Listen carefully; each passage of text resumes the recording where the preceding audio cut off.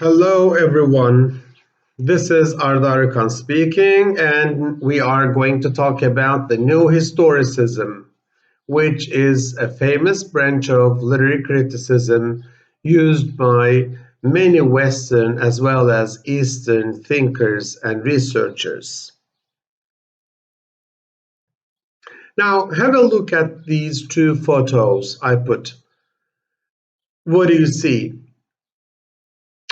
Two old men and two younger people in different time and space with different clothing, setting, accessories, tools.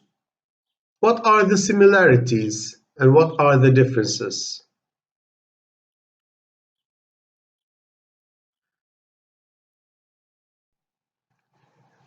Now, what do you see in this painting? How do we write history? What is our focus?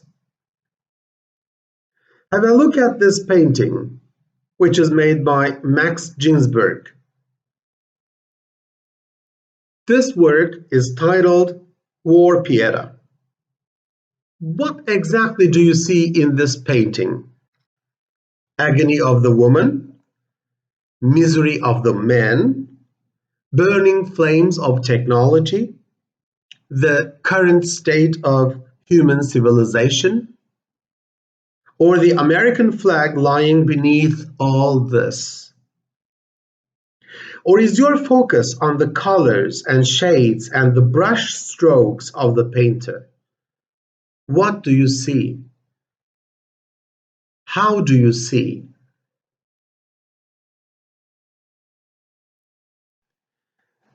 Now, Ginsberg's painting is a conceptual reproduction of Michelangelo's La Pieta,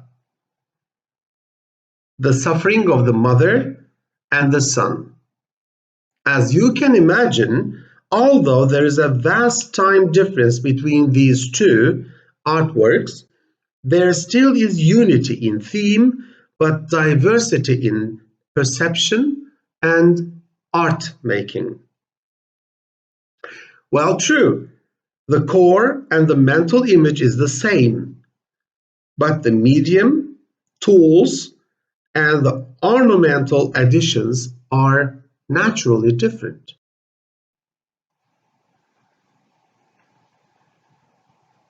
As I've mentioned before, today we'll be talking about New Historicism, which is another sort of dealing with or writing or interpreting history.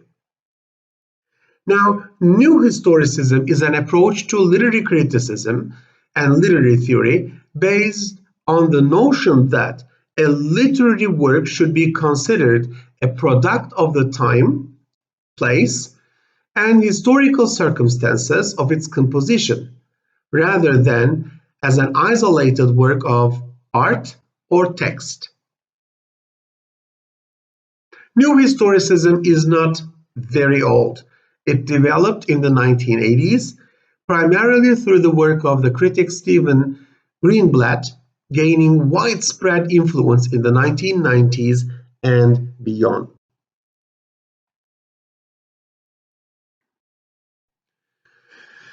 There is a close relationship between New Historicism and post-structuralism among many other schools of criticism or philosophical schools. Now, New Historicism attempted to reintroduce the concept of history into literary studies, in part as a corrective to the ahistorical and apolitical nature of much of post-structuralism. Now, New Historicism does not go without faults. It has been criticized for reducing the importance of literature as a work of art and turning it into just another historical artifact.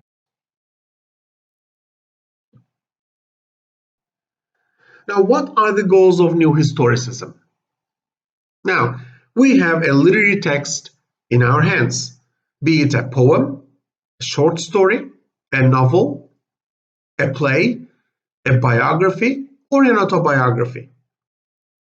Now, the new historicist aims to understand the text through its historical context. He or she also tries to understand the cultural as well as the intellectual history of the period of time through literature, through the text. The approach owes much of its impetus to the work of Michel Foucault, who based his approach both on his theory of the limits of collective cultural knowledge and on his technique of examining a broad array of documents in order to understand the episteme of a particular time. While using Foucault's work as a starting point, New Historicism aims at interpreting a literary text as an expression of or reaction to the power structures of the surrounding society.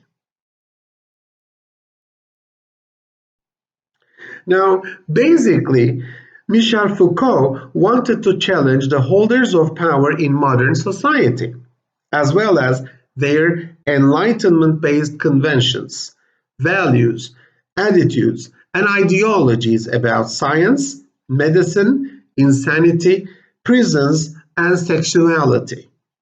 His method was to describe the historical origins of these conventions, values, and attitudes, though he didn't have much care for historical accuracy.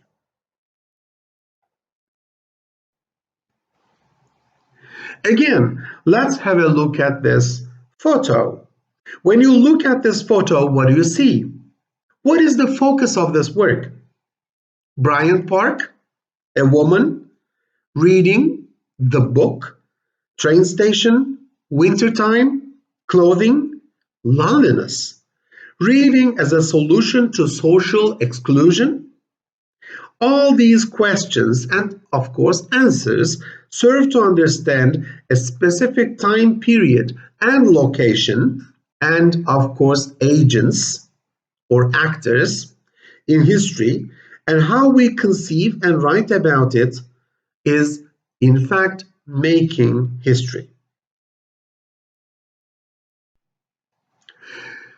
Historicism holds that all knowledge and cognition are historically conditioned. Now, here we go one step back and try to understand historicism in order to understand new historicism. So, it is also widely used in diverse disciplines to designate an approach from a historical perspective. Historicism appeared in Europe, primarily in Germany. It challenged the progressive view of history that interpreted history as a linear, uniform process that operated according to universal laws, a view widely held by thinkers from the Enlightenment era forward. Historicism stressed the unique diversity of historical contexts and stressed the importance of developing specific methods and theories appropriate to each unique historical context. Now, Dilthey has an important contribution to historicism and, of course, new historicism. Dilthey and others argued that there were diverse and unique characteristics to each region and people, which were irreducible to abstract uniform patterns based on abstract speculative ideas in philosophy. Rank, for example, approached history based upon a critical examination of primary documents and sources as opposed to Hegel's speculative approach.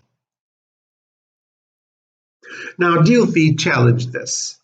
He challenged the concept of reason as free of interpretation, being neutral, and an ahistorical faculty. This concept of rationality can be traced back to the ideals of the Enlightenment. Now, what were Dilthey's arguments? Dilthey argued that the events in history are unique and cannot be repeated. So there is no such thing as history repeats itself.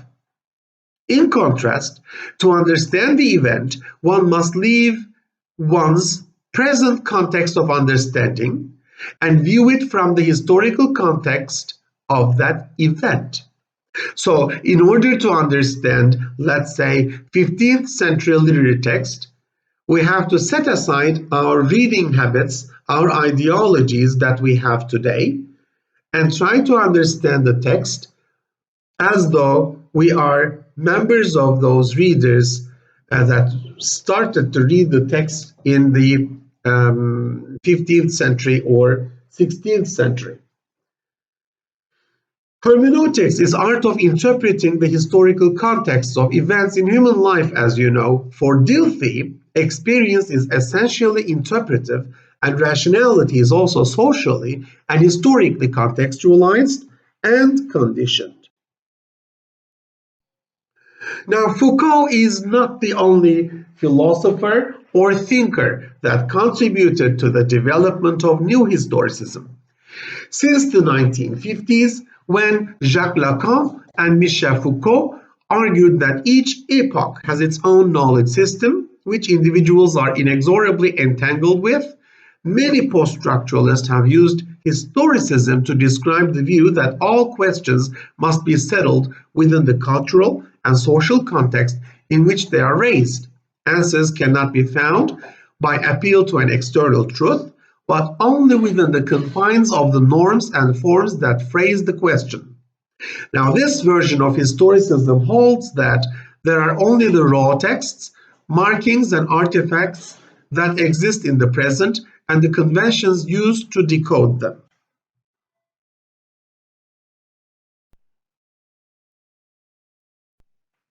Now, what were the methods employed by new historicists? New historicist scholars began their analysis of literary texts by attempting to look at other texts, both literary and non-literary, to which a literate public had access at the time of writing, and what the author of the original text himself might have read. The purpose of this research, however, is not to derive the direct sources of a text, as the new critics did, but to understand the relationship between a text and the political, social, and economic circumstances in which it originated.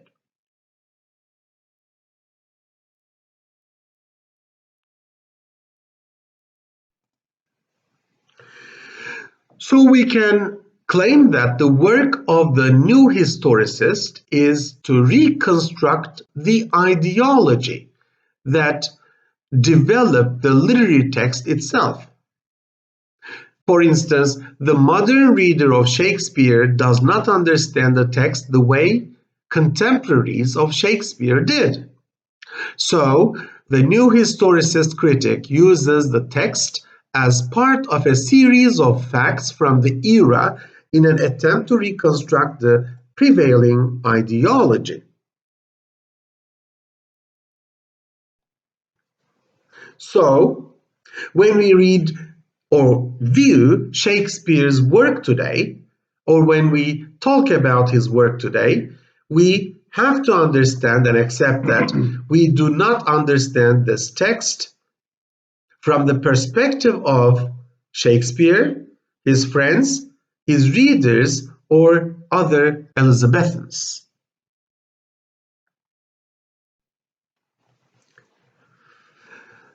So, in a nutshell, what is the core task of the new historicist? Now, a new historicist researcher investigates life of the author. He or she tries to understand what happened to him, how he lived, what he believed, his family, his schools, etc., among many others. Also, a new historicist researcher tries to understand the values and social rules in a text. So, the new historicist views the text as a literary material and history as a science. The new historicist also tries to uncover, find, locate, and bring some of the major documents that um,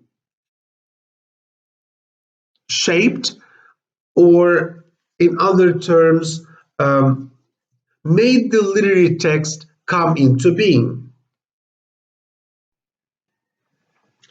Have a look at this example, for instance. Let's say someone is studying Wordsworth's famous lyrical ballads. Why would a researcher study this book or these poems? So, maybe most probably from a new historicist perspective, such research should try to uncover Wordsworth's views on poetry. So, in order to do that, the researcher, as a new historicist researcher, reads the lyrical ballads and also reads his contemporaries' reviews of his work while looking at the economic system in which lyrical ballads was produced.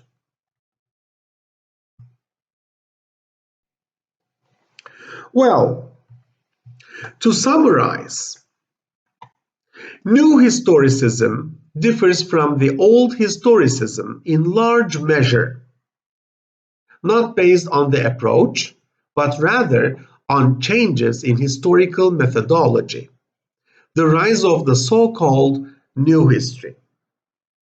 So as you can see, a new historicist, by using a literary text, rewrites history by bringing historical documents and the literary text and the life of the author and the views of many critics of that particular period together in order to reshape our understanding of that period as well as of that text. The term new history was indebted to the French term nouvelle histoire, itself associated particularly with the historian Jacques Le Goff, who wrote extensively on the Middle Ages, and Piera, members of the third generation of the Annales school, which appeared in the 1970s. As you know, the members of the Annales school tried to write history by developing new methods of understanding, collecting data, and writing about them in order to bring a new understanding of history. Also, this movement, the Annales school, can be associated with cultural history, history of representations, and in French, histoire des mentalités. While there may be no precise definition, the new history is best understood in contrast with prior methods of writing history. That is to say, collecting data, historical documents, and so on, in order to bring an objective truth, an objective version of the reconstruction of the past. So, new historicists resist their focus on politics and great men, their insistence on composing historical narrative, their emphasis on administrative documents as key source materials, their concern with individuals' motivations and intentions as explanatory factors for historical events.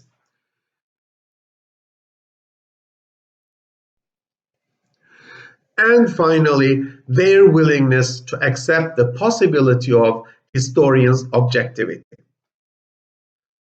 Thus, for the new historicists, there is no objective reality, so literature is a face, a look, an emblem, an epitaph of history only as the historian, that is to say, the literary critic, reconstructs it. So history is not only made, but also it is written.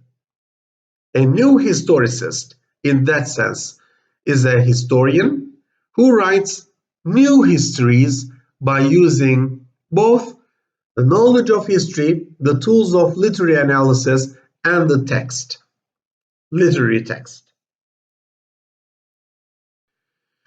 So although these are the works I have used primarily in this presentation, you can also extend your research by uh, doing some online research or reading our course book.